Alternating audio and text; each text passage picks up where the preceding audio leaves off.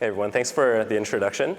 As she mentioned, my name is Carlin. I'm the product strategist at Quietly. We're a content marketing software and services agency just around the corner in Gastown. And as the product strategist, I'm responsible for building our SaaS platform, Quietly Insights, which is a content marketing recommendations platform. But for someone who works in product, I'm actually not very technical at all. My background is in marketing, and I actually started my career off as a writer. And so you might be wondering, well, how the hell did you get here? How did I manage to work my way, sneak my way into a product team?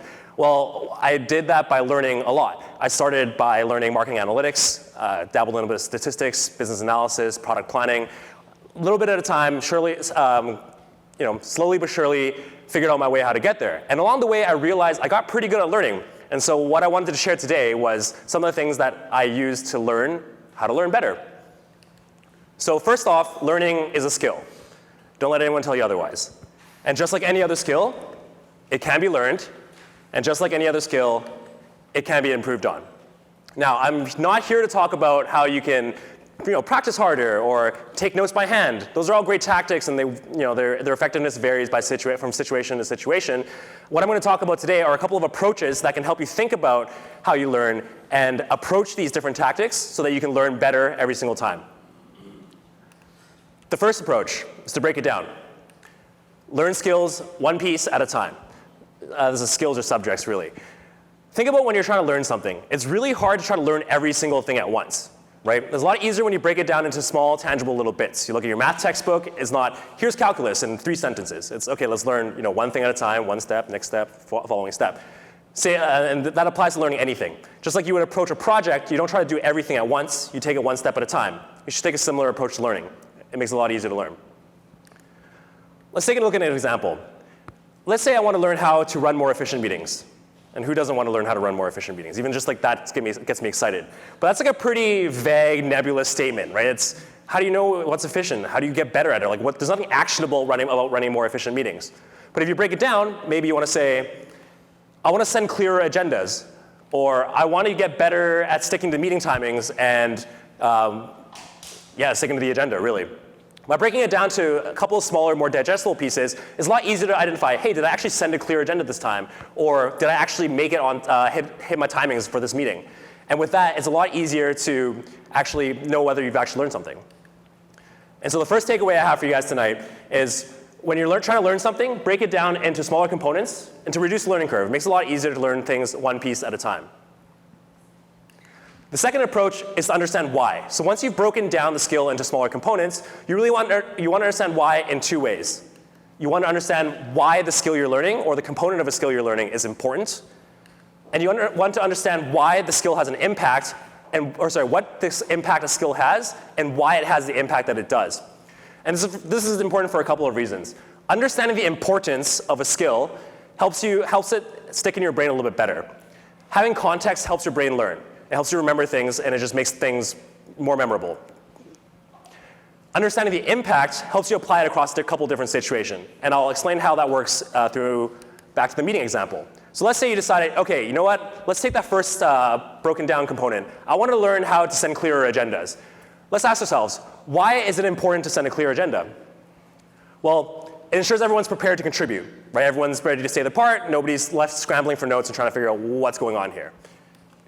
And what's the impact? Well, by having everyone prepared, you reduce the meeting time and improve the quality of the discussion, right? Everyone's ready, everyone has their thoughts. You're not trying to say, hey, John, what do you think about this? And he's like, no idea. Or he's like trying to think and scramble and say something, a bunch of fluff that doesn't actually mean anything, right? So we can summarize. The importance of a clear agenda. Setting an agenda ensures that attendees are prepared, which decreases meeting time and improves the quality of the discussion. And so this is pretty nice, right? You hear this soundbite, you're like, yeah, I would love to send more clear agenda for my meeting. Obviously, this is a bit of a simple example, but you can apply this to a lot of other things that you're trying to learn. But also, understanding the impact of an agenda, right? You know that it affects discussion quality. You know that it can increase or decrease your meeting time. You can choose when to send agendas, when not to send agendas, what types of agendas you want to send. For example, if you're trying to host a brainstorming meeting, you probably don't want to send a super tight agenda, or maybe not have one at all, right? Brainstorming sessions benefit from having a more free-flowing, looser structure. On the other hand, if you're trying to host like a time-intensive scrum, you definitely want to emphasize to the attendees that, hey, you better be prepared for your part because the scrum is only going to be 15 minutes and we need to stick to the agenda. By understanding the importance and the impact of what you're trying to learn, you make it a lot more memorable and a lot more applicable. Let's take away number 2. And finally, the third approach, and this is probably the most important thing to remember from my talk, is to think about your thinking. You want to reflect on your learning. Feedback is the best way for us to learn. Clear, direct, understandable feedback is how we learn. Right? It's the reason why math textbooks have answers in the back of the book, and it's the reason why you don't write your entire code base before you run your code. Right? By knowing whether your answer is correct or incorrect, knowing whether your app works or doesn't work, you get a pretty good idea for what you should do next, what you need to fix. In the absence of direct feedback, thinking about your thinking provides that direct feedback for you. So the next time you're trying to learn something, consider some questions like, how well do I actually understand this material? Which parts do I not really understand? And why doesn't this part make sense to me? What am I missing? Reflecting on these questions and reflecting on your learning helps you think about what it is that you need to improve on, where you should go next with regards to learning, and how to approach the tougher parts of the topic. Let's return one last time to our agenda example. Let's say we sent out a clear agenda and we say, wow. Okay, great. Let's ask ourselves, did my agenda really improve efficiency, or was it just something else? Was that what actually helped? Or how did the agenda help? What can be improved? How else can I further use this skill of sending clear agendas to make even more efficient meetings? Right, think critically about your thinking and give yourself feedback so you can improve better. It's the final takeaway for the night. So let's apply these approaches. As I mentioned, learning is a skill, and we just talked about ways you can learn skills. So let's use this to learn how to learn. Right? You can reflect on how you learn. So the next time you're practicing a new skill, or next time you're taking notes for whatever it is you're studying, think about a couple of things. Ask yourself questions like, am I breaking down the skill in a way that helps me learn better? Do I actually understand the impact of each component? Right now that you've broken down, do you really understand how it contributes to what it is you're learning? And is my practice truly helping me improve the skill? By breaking down what it is you're trying to learn and breaking down the parts of learning, understanding the impact and understanding the importance of learning, and reflecting on that learning, you can learn a lot better. And you learn to learn a lot better. Happy learning.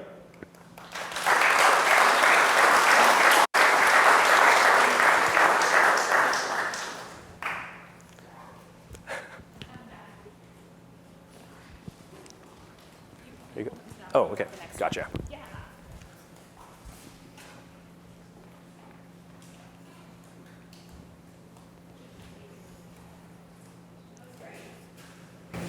Sorry, I was listening out there, but I learned a lot about learning. Yeah, I should have had a counter for how many times I said the word learn. I definitely, tongue twister. Next time. Any questions over here? This is always fun when it's like maybe walking around. Oh yeah, somebody up front here.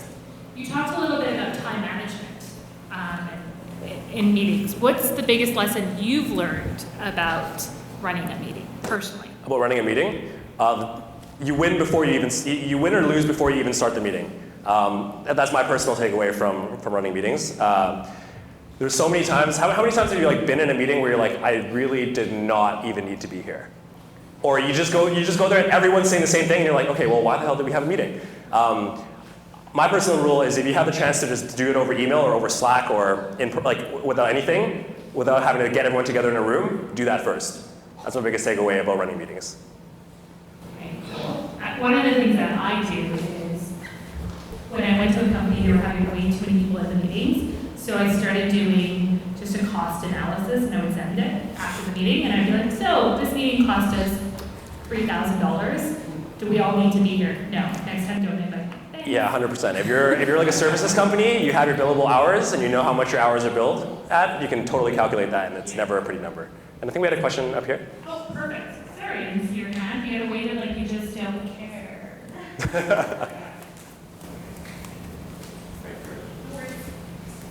So you mentioned learning how to learn, and my question is regarding the whole process of learning. So when it comes to,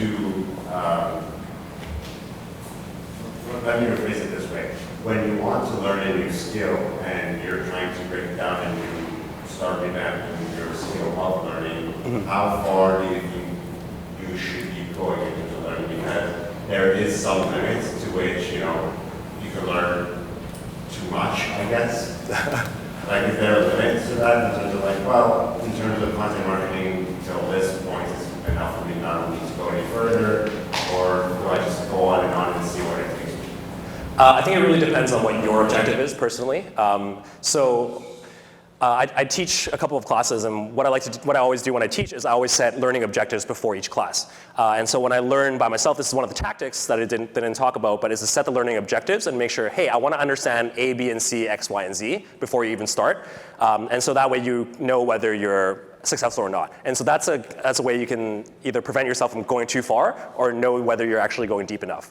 But also there's just natural diminishing returns when it comes to learning. There's only you learn really fast at the very beginning, and then it just goes, kind of plateaus like this. It gets really hard to learn really advanced topics without somebody really going over with you. And to some degree, you can definitely feel it out and know, hey, I'm really not picking anything else up right now. If I don't need to know this stuff, maybe it's time to move on.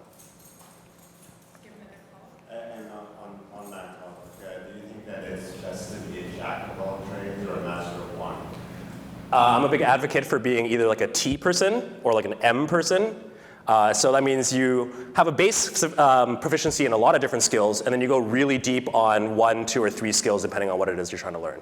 So for example, for me, I like to see myself as a T person. I'm good at marketing, and then I have some basic proficiency in programming. I have some basic proficiency in data analysis and a couple of other things.